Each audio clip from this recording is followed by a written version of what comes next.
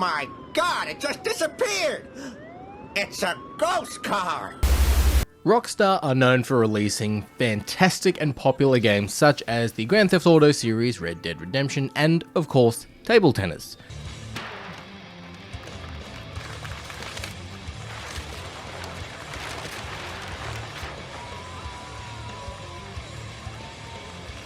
And while we've got Red Dead Redemption 2, which has got to be one of the greatest modern video games of all time, at least in my opinion that is, and GTA is the constant cash cow for Rockstar, there has always been one game that was a complete blast to play through that sadly hasn't gotten a further look at since it originally released back in 2011, and that's LA Noire. Unlike the Wild West simulator of Red Dead or the wacky world of Grand Theft Auto, LA Noire is a crime detective game that's set just after World War II during the 40s in Los Angeles. And with that, it's worth noting that LA Noire won't have you using jetpacks or lassoing people or exploding heads. But LA Noire is a slow, yet highly entertaining detective game where you'll need to examine evidence, interview suspects, and yeah, in some instances, stop bank robbers and use a gun. Now, just like my previous video, Aliens Colonial Marines, there have been some problems behind the scenes with LA Noire with the developers at Team Bondi. Ooh, that's bad. However, unlike Colonial Marines, LA Noire is actually a good game. That's good. But what is LA Noire? Well, the game is in the title really, but you play as a character called Cole Phelps, who is a World War II veteran who, after the war has ended, has moved into the police force. We're actually supposed to call it the service now. Official vocab guidelines state that the force is too aggressive. And while you start off as a standard street cop who after a few cases moves from street cop to detective, and while you investigate crimes, inspect clues, interview suspects, and solve crimes. Now, you don't just solve whatever crime you want. LA Noire isn't a open world pretend to be a cop game. Well, it sort of is, but you can't just go out and solve crimes. The game is split into cases and departments. When you start the game as a street cop, this will work as the introduction of the game. So you'll learn how to investigate, how to drive, how to chase down suspects, but most importantly, how to punch a guy.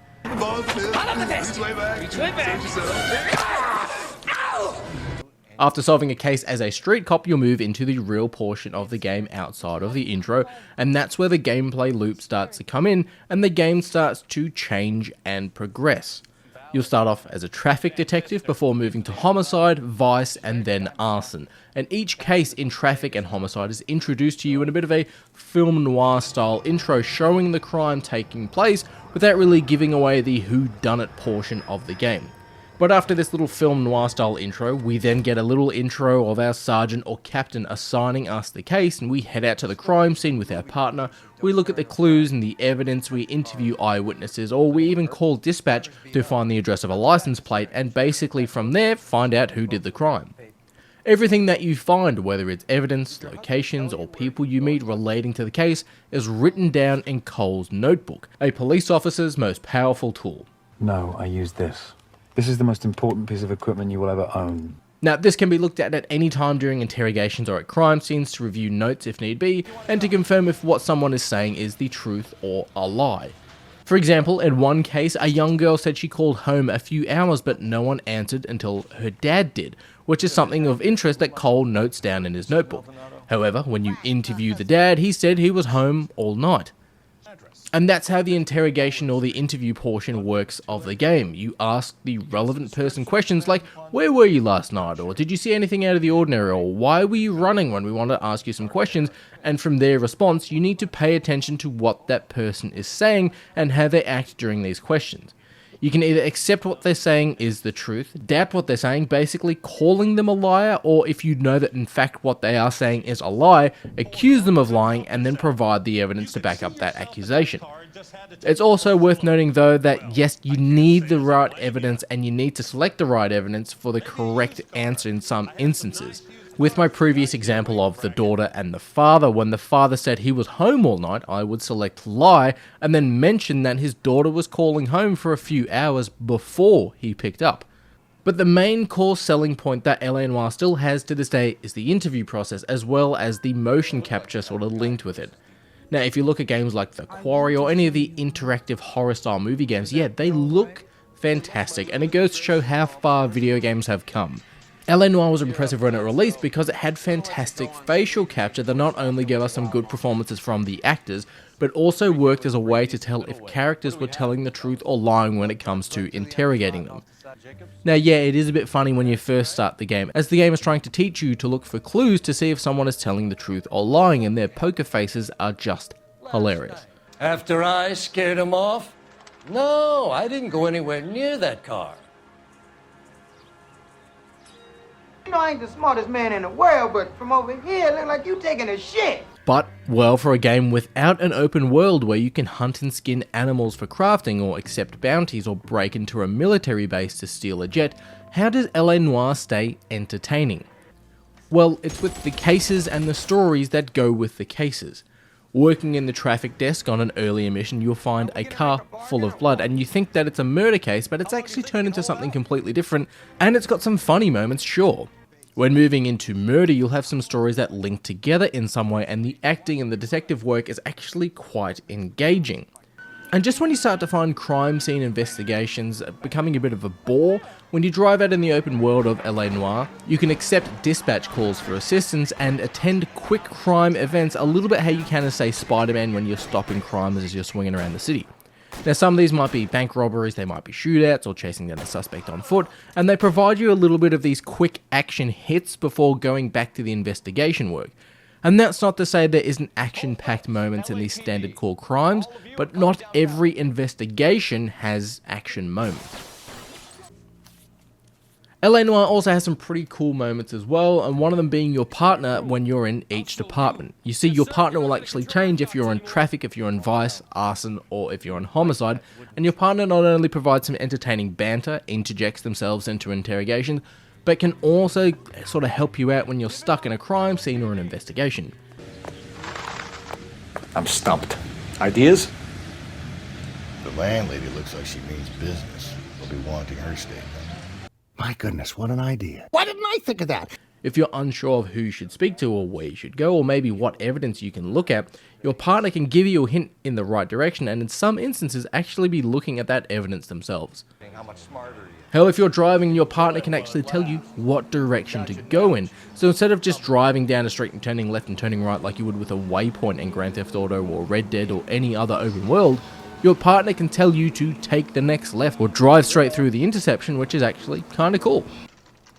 Releasing back in 2011, there are still some standout moments for the game that actually show how hard people worked on this project, the voice acting and mocap. While it can be a bit weird at first, it still holds up and it got me engaged with each case. There are actually some really entertaining story points, and just like Jurassic World Evolution 2, I found myself losing hours in the day when I would play this. The details on the outfits with the textures and the clothes were a nice touch. The game can also not be rushed. It's not like playing something, say, like Call of Duty, even though it's a different genre of game, but it's not like a game that you can just blast through on a first playthrough, or a game where you can pick up your phone and scroll through a cutscene. Each proper clue needs to be examined, each detail in a conversation noted. Hell, this is one of the only games, actually probably the only game, that had me open up my own notebook and write down my own notes for the playthrough, which is something no other games actually had me do. Show me.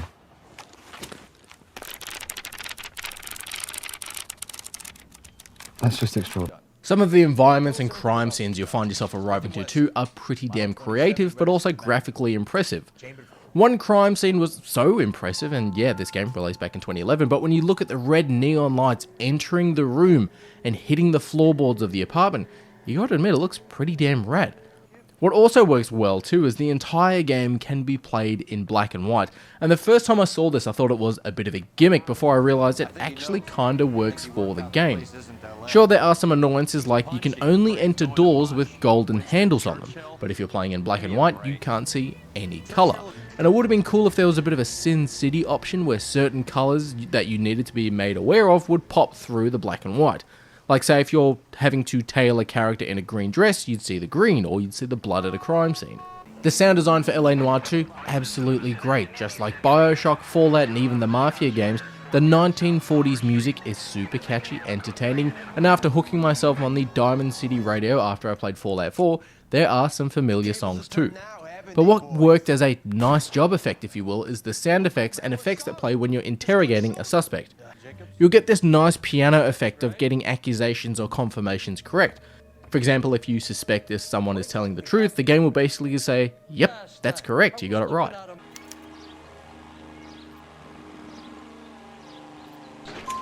Can you tell us what they were doing? I want this stopped as much as you do.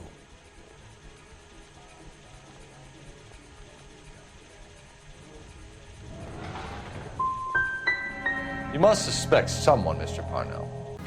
But there are some things that LA Noire does get wrong, and one of the main things is the open world of the game and some of its gameplay elements. Ah, fuck. Now, Red Dead and GTA have fantastic open worlds where it's easy to get sidetracked and do something completely random, or even do whatever you want in its open world. But here in LA Noire, it's an open world that is very dead. While yeah, due to the nature of the game, you can't just pull out a gun and shoot randoms and get a wanted level like you can in GTA, but the only real main thing to do is the main missions and the random side missions that pop up. You won't be buying new cars, and the only real customization is changing Cole's outfit in the menu, which just changes to a pre-made outfit. I call him Golden Boy. Yes, some of them provide certain buffs, but it would have been cool if you could select different parts of his outfit. And while the world is LA in the 1940s, which is very cool, it doesn't feel alive. I should be wanting to explore and take a look at Hollywood studio sets and look at mansions, and I had no real interest in wanting to explore, and I only opened the map in the game when I had to for core missions of the game. Also, there isn't overly much replayability, as LA Noire was set in a time before having a large open online world for people to spend real world money on. Once you know who the killer is for each case, the only reason to really return to it is to try to get 100% correct on every case. The gunplay too isn't anything special. Cole only has a standard pistol with him, and his weapons seem to have unlimited ammo. Now, when facing off against bank robbers or you're in a shootout, you can actually pick up weapons from fallen enemies like shotguns and Tommy guns, but you never need to worry about running out of ammo. Now, there isn't an ammo counter on the screen, and the health is one of those systems that the screen will start to fade as you take damage, but Cole doesn't have to worry about ammo because he just magically has ammo on him. It is a bit weird that if you pick up a shotgun or a rifle, Cole magically has the ammo for these weapons in his suit jacket. Now, speaking of combat, there's no such thing as taking down a target without killing them. If you shoot people in the arms, the shoulders, or even just try to kneecap them, they're dead.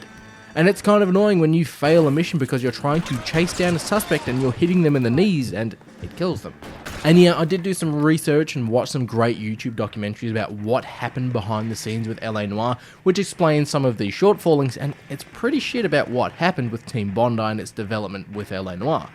But LA Noire is a Rockstar title, and we've not got really any movement with the series since it originally released. And well, we did have a remaster that came to modern consoles and the Switch not too long ago, which was kinda cool, but it would have been great if Rockstar gives the franchise to another team. Like, what if we got the Red Dead team that made an LA Noire sequel or entries in the series? It'd be pretty damn rad. To see a game like this maybe set in New York with mafia crimes, or set something around the Untouchables with alcohol prohibition would be kinda cool. Games set in and around the times of BioShock, Fallout, the first two Mafia games were, and still are, super popular. So having a staple franchise like you've got with Red Dead and GTA, but with this LA Noire style in the Rockstar family of games, it seems like a no-brainer to me. But, well, should you check out LA Noire if you've not played it before? 100% is a yes from me. It is available on basically every platform, and on a first-time playthrough, you'll be loving it. But what if you've already played it? Should you go back to it? Well, it depends on how many times you have played it. If you've played it once on launch in 2011 and you haven't returned, yeah, I'd say go back and check it out. But if you've played it recently in the past year or so, well, then you probably remember how each case ends. But that still doesn't mean you can't have a good time. But whether you've never been to the 1940s LA or you've been a detective in this era since 2011, always remember to play with each other and play with yourself.